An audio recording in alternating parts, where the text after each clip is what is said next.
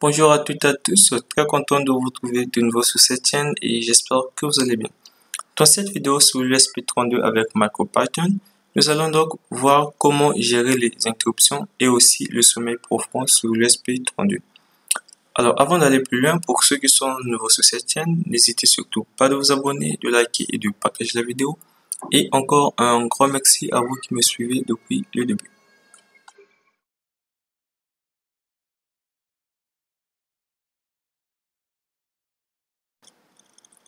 Les interruptions sont donc utiles pour que les choses puissent se produire de façon automatique dans le programme donc, de notre microcontrôleur au niveau de notre ESP32. Il y a bien d'autres cas aussi qui ont ce genre de problème. Mais ici, nous sommes donc au niveau donc, de l'ESP32. Donc, pour que les choses puissent se produire de façon automatique, on aura donc besoin donc, des interruptions. Et aussi, cela peut aider à résoudre donc, les problèmes de synchronisation. Et donc, avec les interruptions, on n'aura pas besoin de vérifier constamment l'état de la broche. Donc, à chaque fois qu'une interruption, donc une fois qu'une modification sera donc constatée, donc une interruption aura lieu, il y aura donc un événement qui sera donc déclenché. C'est-à-dire, à chaque interruption, une fonction sera donc appelée. Et aussi, il faut noter que lors d'une interruption, le programme principal est donc arrêté. Donc, on arrête l'exécution du programme principal, j'allais dire, pour pouvoir donc gérer l'interruption. Et une fois l'interruption terminée, on revient donc au niveau donc du programme principal. Donc, en ce qui concerne les interruptions, donc ce qui est conseillé est que le programme au niveau de la fonction de note qui sera donc appelée une fois que l'interruption aura lieu, ça doit donc être une fonction courte et simple. Donc, on va donc éviter que la fonction soit très longue et que la fonction soit très complexe. Donc, l'interruption ne doit pas prendre autant de temps parce que, comme je l'ai dit tantôt, chaque fois qu'il y a une interruption, le programme principal est arrêté. Donc, le programme principal est coupé en quelque sorte pour pouvoir gérer l'interruption et après l'interruption, le programme principal recommence. Donc, si l'interruption prend trop du temps, cela pourrait causer des problèmes éventuels. Et aussi, au niveau des interruptions, c'est pas si parfait que ça. Il y a des erreurs éventuelles et tout qui peuvent survenir. Donc, il y a un lien dans la description que je vais laisser qui renvoie donc au niveau donc de la documentation de MicroPython sur les interruptions. Vous allez voir toutes les erreurs éventuelles qui peuvent donc y arriver. Donc, je pourrais peut-être prendre un cas. Dans un cas, par exemple, où dans ce programme, on a juste une seule interruption à gérer.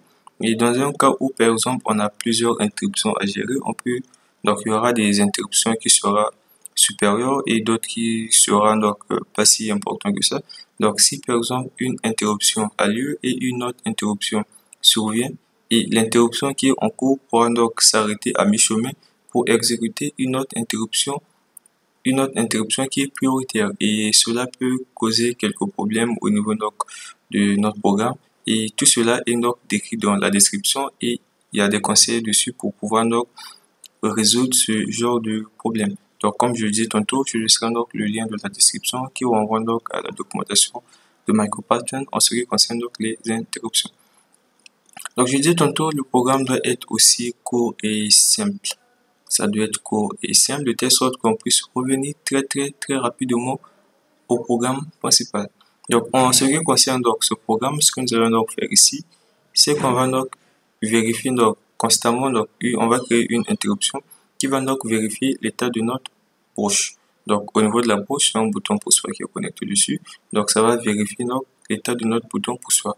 Donc, à chaque fois que nous allons donc appuyer sur le bouton poussoir, la fonction gestion d'interruption sera donc appelée pour pouvoir changer l'état de la LED et afficher la broche qui a donc déclenché l'interruption.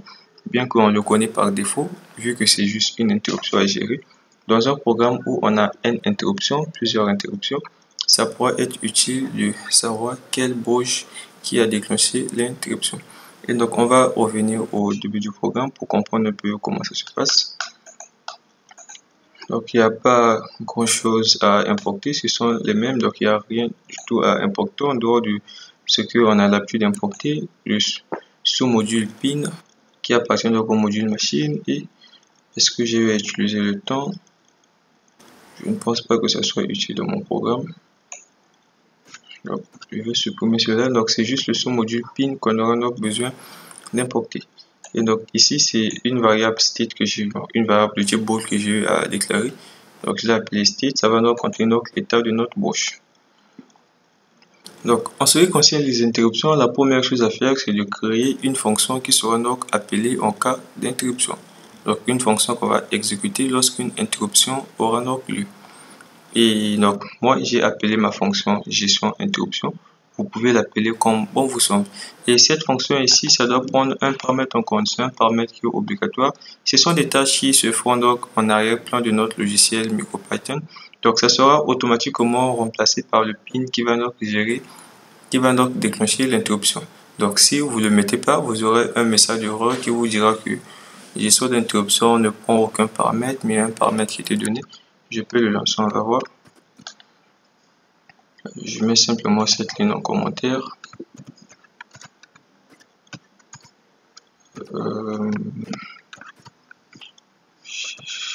Voilà.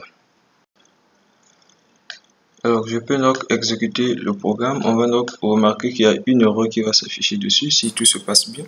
Donc, je clique sur lancer. Et lorsque je vais appuyer sur mon bouton, on va donc remarquer qu'il y a une erreur qui s'affiche. On me dit que la fonction prend juste 0 argument, mais il y a un argument qui a été donné. Donc, c'est une tâche qui s'effectue en arrière-plan. Le logiciel MicroPython se charge donc d'ajouter un argument et voilà pourquoi c'est donc obligatoire. Donc, ça renvoie en quelque sorte le pin. Vous pouvez écrire ce que vous voulez. Moi, je l'ai appelé GPIO. Donc, pour pin en quelque sorte. C'est comme ça donc je l'ai appelé. Vous pouvez aussi l'appeler pin, mettre en tout cas ce que vous voulez. Et sachez juste que ça renvoie donc le pin qui va donc déclencher l'interruption. Donc c'est ce qui fait donc le programme. Donc je l'ai donc appelé gestion interruption. Donc en ce qui concerne les variables, on sait que les variables ont une portée. Donc on a des variables de portée locale et des variables de portée globale. Et donc ici, pour pouvoir modifier notre variable state, qui est donc une variable locale, dans une fonction, on a donc besoin que ce soit une variable globale. Voilà pourquoi à ce niveau, on signale que state est une variable globale. C'est ce qui me permet donc de modifier cela dans la fonction. Et donc si je ne le fais pas, je ne pourrai pas modifier cela. Ça m'affichera une erreur pour me dire que state est une variable locale. Tu ne pourras pas modifier cela dans la fonction. Donc, ce qu'on fait ici, on va donc changer l'état de notre variable state à chaque fois qu'on appuie sur le bouton. Si c'était à 1, ça bascule à 0. Si c'était à 0, ça bascule à 1.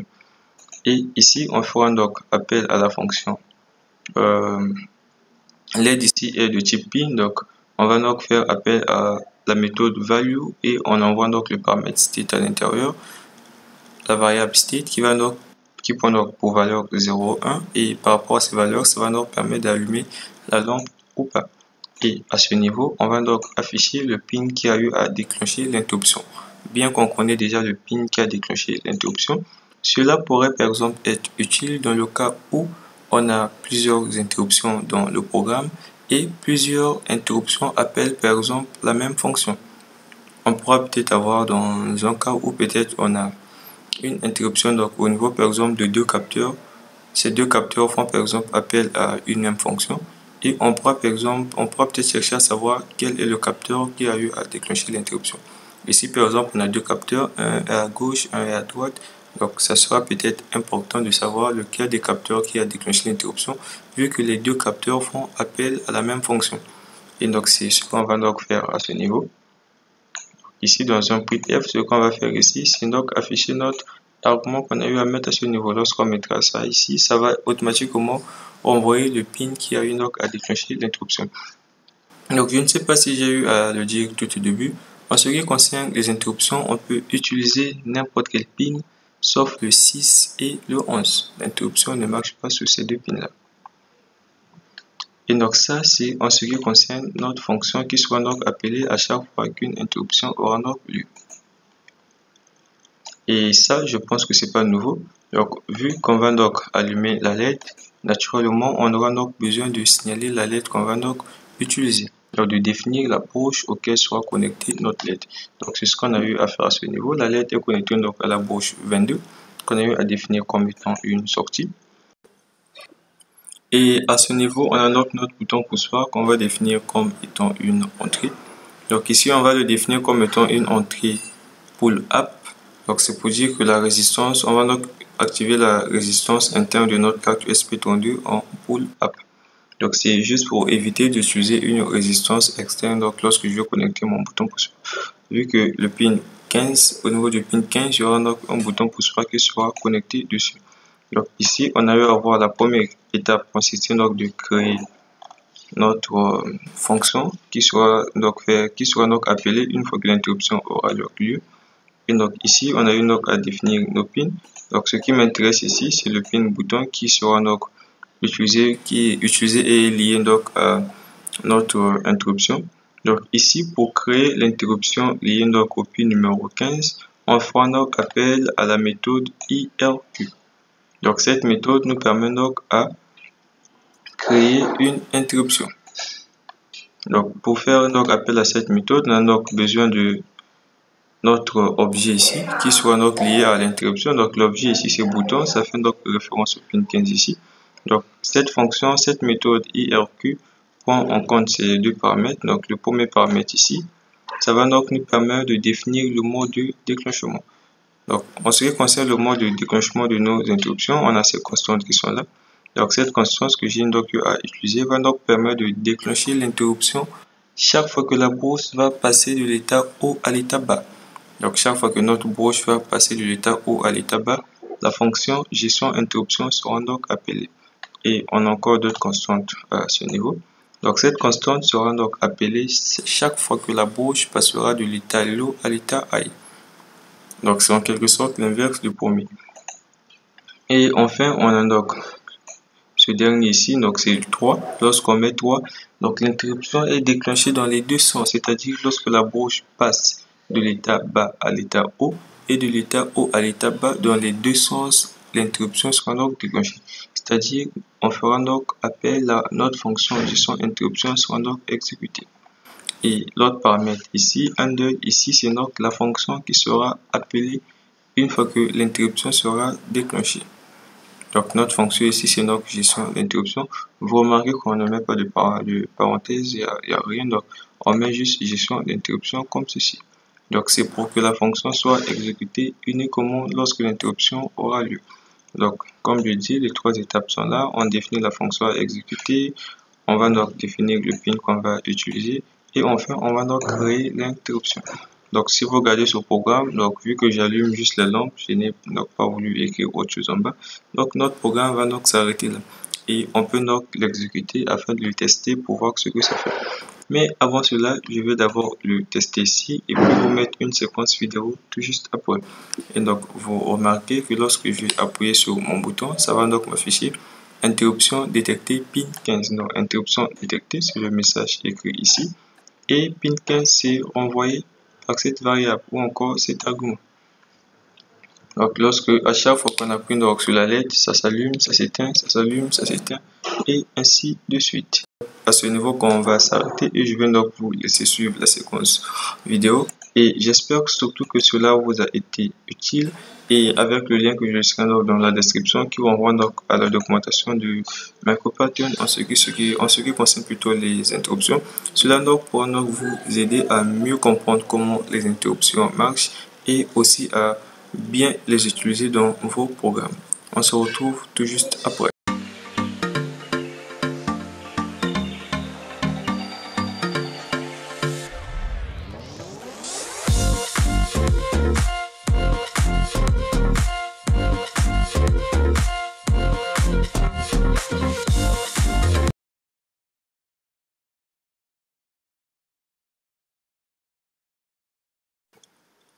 Dans cette deuxième partie de notre vidéo, on va donc s'intéresser au sommeil profond de l'ESP32.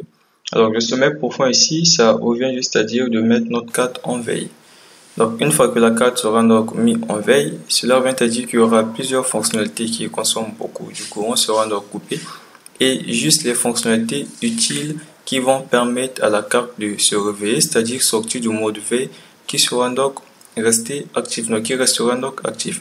Donc ça peut être important lorsqu'on a par exemple, comme je dis, je pense depuis le début de la vidéo, si par exemple on a conçu peut-être un programme qui va permettre à contrôler un véhicule et tout, et on pourra par exemple utiliser le mode veille de telle sorte que si à un moment donné ou pendant un temps donné, le véhicule ne reçoit pas des ordres, et on va demander si tu ne reçois pas des ordres pendant tant de temps, tu te mets en mode veille, question d'économiser l'énergie. Parce qu'on mettra probablement une batterie et la batterie a une capacité de stockage donnée et pour économiser cela, on prend donc maintenant un système en veille de telle sorte que l'énergie de la batterie puisse être économisée en quelque sorte. Et une fois qu'on vient donc pour redémarrer notre système, on revient et on appuie par exemple sur un bouton de telle sorte que le programme puisse donc sortir du mode. Il y a plusieurs façons donc de le mettre en veille. Donc, dans cette vidéo, on ne va pas parler de toutes ces possibilités, on va juste voir deux manières de le faire. Donc, le sommeil profond interne qu'on verra donc et le sommeil profond externe. Donc, on va pour un premier temps utiliser donc la carte va se réveiller en quelque sorte, va sortir du mode veille après un temps donné. Et dans le deuxième exemple, la carte sortira donc du mode veille une fois qu'on appuiera donc sur un bouton. Donc comme je disais tantôt, il y a plusieurs manières de le faire. On va juste parler de ces deux manières dans cette vidéo. Et j'espère qu'avec les explications, ça vous aidera donc à creuser en profondeur le sujet. Donc en ce qui concerne donc le sommeil profond, ça des pins que c'est utilisé. Donc ça ne marche pas sur n'importe quelle pin.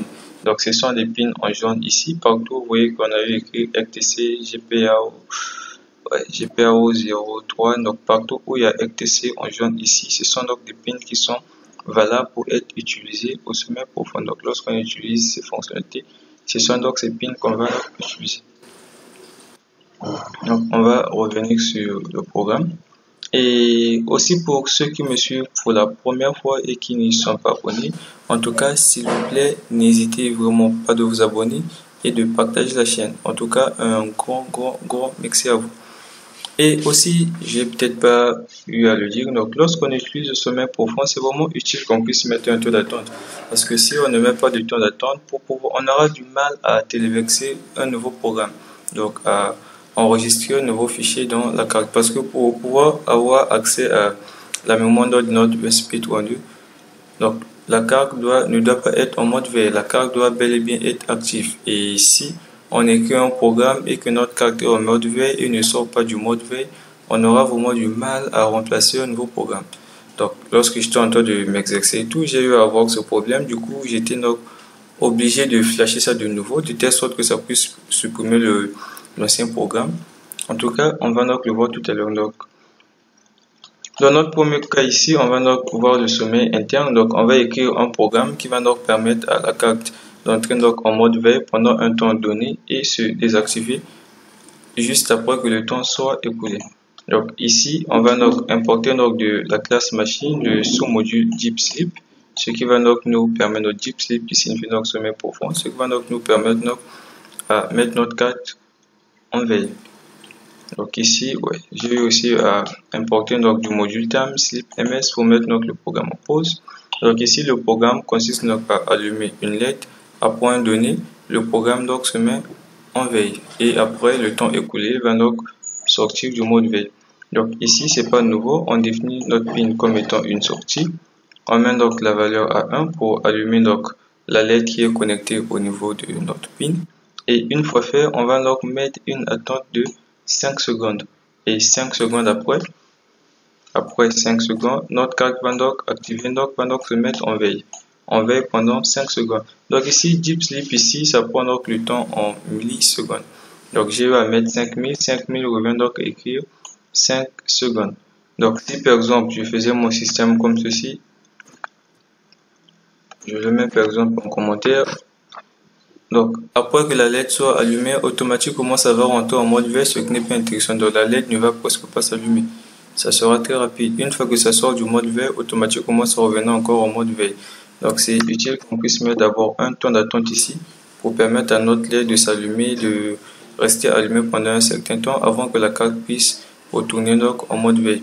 Et aussi, comme je le disais tantôt, c'est utile parce que lorsqu'on aura besoin de changer de programme, tel que là, l'ancien programme qui est dans la carte USB, c'est ce programme qui se trouve ici. Donc, c'est ce programme que je vais mettre. On va le voir aussi tout à l'heure. Donc, actuellement, la carte est en veille. Et si j'appuie dessus, je n'aurai pas accès au fichier. Il y a une erreur, je pense, qui va sortir. Donc, je peux pas accéder donc, à la mémoire note mon ESP simplement parce que c'est en veille. Mais si par exemple je le sors du mode veille et que je clique dessus, j'aurai bel et bien accès au fichier. Donc en tout cas, c'est vraiment important de mettre ce temps d'attente. Donc si on oubliez de mettre ce temps, une fois que ça rentrera en mode veille, rassurez-vous que vous aurez du mal à changer le programme au niveau de la carte. Donc comme je l'ai dit tantôt, on définit donc notre PIN comme étant une sortie, on l'allume et on met donc une pause. Et pour activer donc le sommeil profond, on fait donc appel à cette fonction là, Deep Sleep, et on met le temps d'attente en millisecondes. Donc une fois 5 secondes vont donc s'écouler, le programme va donc, la carte va donc sortir du mode veille et va donc réactiver toutes ses fonctions. Donc c'est en gros ce qui concerne le premier programme. Je vais donc vous laisser suivre la vidéo et on y reviendra tout juste après.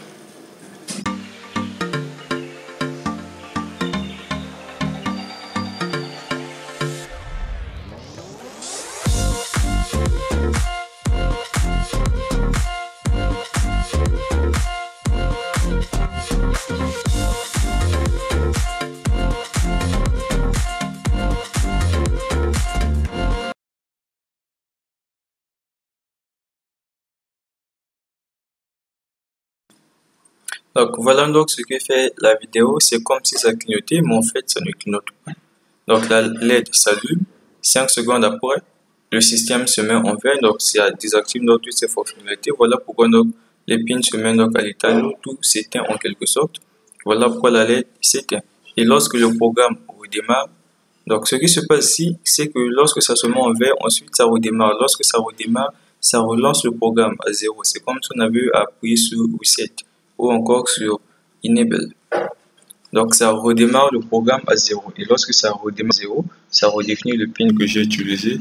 Et aussi la LED le met donc à l'état haut. Voilà pourquoi le programme ça s'allume. Donc lorsque ça se met en veille, tout s'éteint. Lorsque ça redémarre, ça s'allume. C'est ce qui donne l'impression que ça clignote. Donc voilà en ce qui concerne donc comment faire un sommeil profond interne. Donc ici on a utilisé en quelque sorte la minuterie.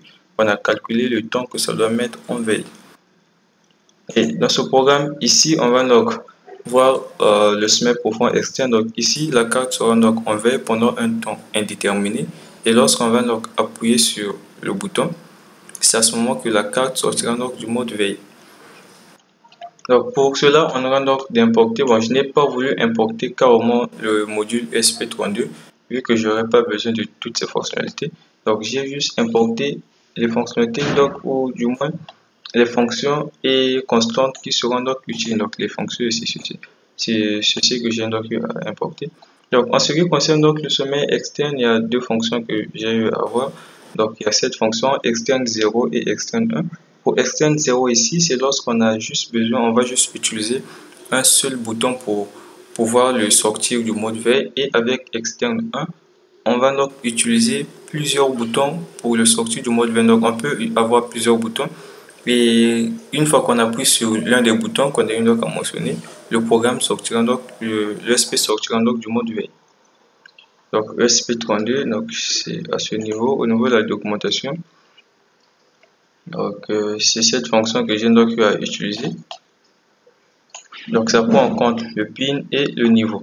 Donc le pin, c'est le pin qu'on va donc utiliser pour pouvoir le sortir du mode veille. Comme je vous l'ai dit tantôt, on ne peut pas sélectionner n'importe quel pin. Ce sont des pins en jaune ici où c'est écrit FTC et le nom du pin, le numéro du pin. Ce sont donc ces pins qu'on pourra donc utiliser. Donc ce sont ces fonctions dont je suis en train de dire tout à l'heure. C'est celle-ci que j'ai utilisé. On met le pin et le niveau. Donc le pin, c'est le pin qu'on va utiliser. Le niveau ici, ça consiste juste à dire à quel moment qu'on va donc sortir notre ESP du mode veille. Est-ce que c'est lorsque le pin passe à l'état haut ou lorsque le pin passe à l'état bas? Donc si on prend par exemple cette constante là, c'est lorsque le pin passera donc à l'état haut que notre ESP32 va donc sortir du mode veille. Donc lorsqu'on va donc appuyer que ça passe à l'état haut, ou encore lorsque ça passera à l'état bas, et c'est à ce moment là qu'on passera donc que notre carte sortira donc du mode veille. Donc vu que moi j'ai donc eu à connecter donc mon bouton poussoir au mode pull up, donc et j'ai préféré donc utiliser, vu qu'en mode pull up, lorsqu'on appuie, on envoie du 0 volt et lorsqu'on relâche, c'est du 5 volts qu'on envoie. en fait tellement habitué sur l'Arduino qui fonctionne avec 5 volts. Donc ici plutôt on est sur l'ESP32, ça fonctionne plutôt avec 3 volts. Donc on pull up, lorsqu'on relâche, on envoie du 3 volts et lorsqu'on appuie, on envoie donc du 0 volts. Donc voilà pourquoi j'ai donc à utiliser donc cette constante là. Ça me permet aussi d'éviter d'utiliser la résistance, vu que j'ai utilisé de activer la résistance interne de notre ESP en pull up. Donc ce sont donc ces deux constantes qu'on peut mettre à l'intérieur. Soit on met ceci ou encore soit on met ceci au niveau donc de level ici de cet argument. Ou encore avec externe 1 ici, c'est tout en bas je pense. Ouais, c'est à ce niveau. Donc ici on peut remarquer que pin est au pluriel. Donc ici ça prend plusieurs pins. Donc c'est un tube en quelque sorte qu'on va l'envoyer. Je vais l'écrire tout à l'heure. Et en ce qui concerne les constantes, c'est exactement la même chose. Soit on sortira du mode veille lorsqu'on va appuyer sur, lorsque on va plutôt recevoir un signal positif, donc du 3 volts, ou encore lorsqu'on va passer donc à l'état bas du 0 volts. Donc si on était par exemple sur externe 1, donc ici je pense que c'est pas nouveau, on définit le pin comme étant une sortie. On fait quoi à ce niveau? On active donc la résistance interne, donc on définit le pin 15 comme étant une entrée avec résistance interne activée en pull up. Et à ce niveau, on va donc définir les pins qu'on va utiliser pour sortir donc du mode veille. Donc ça c'est avec externe 0, c'est-à-dire on va juste utiliser un seul pin. Si on avait par exemple pris externe 1 où on utilise plusieurs pins, on aurait fait cela. Donc ici au lieu de pin c'est en majuscule et c'est un tube qu'on va donc l'envoyer. Donc je fais comme ceci. J'envoie par exemple le premier bouton, ensuite j'envoie par exemple au bouton 2, ainsi de suite si on avait plusieurs. Mais ici, bouton 2, je dois le définir, ça n'a pas été défini. Je pourrais par exemple l'ajouter à ce niveau. Je vais l'effacer juste après, vu que j'ai juste utilisé un bouton. Donc ici, je pense qu'il y a le pin qui est encore valide ici. On a le pin 15, et aussi le pin numéro 14 aussi qui est valide. Donc je mets par exemple le pin 14 à l'intérieur. Donc je tape par exemple 14. Et le programme aussi, je vais le changer. Donc je ne vais pas garder ceci. À ce niveau, je vais donc importer externe 1. Et si vous le testez comme ça, si tout va bien, normalement cela devait marcher avec deux boutons. Donc si vous avez deux boutons, vous pouvez tester cela, mais moi je vais garder l'ancien. C'est juste pour vous expliquer comment faire si vous voulez ajouter deux boutons. Donc là, c'est l'un des deux boutons qu'on doit donc appuyer pour sortir du mode veille. On appuie l'un ou l'autre. Donc je pense que mon programme était bel et bien comme ça. Donc voilà, ici on envoie donc le pin. Donc le pin qu'on va donc utiliser, qu'on va vérifier l'état pour le sortir du mode veille ou pas. Et ici, on va donc définir à quel moment ça sortira du mode veille, soit lorsqu'on passe à l'état bas ou à l'état haut. Et ici, chaque fois qu'on passe à l'état bas, ça veut dire qu'on doit, si on veille et qu'on passe à l'état bas au niveau de la broche 15, on doit donc sortir du mode veille. Et le programme est resté identique tout juste en bas. On va donc allumer notre LED qui est connectée au pin 22. On a donc un temps d'attente ici avant qu'on puisse passer donc en mode veille. Ici, vous constatez en mode veille, je n'ai rien mis. Je n'ai pas mis le temps, je n'ai pas défini le temps, donc le temps est indéfini. Ça restera en mode veille tant que je n'appuie pas sur le bouton qui est connecté au pin 15. Voilà donc ce que j'avais prévu pour cette vidéo et j'espère que cela vous a été utile.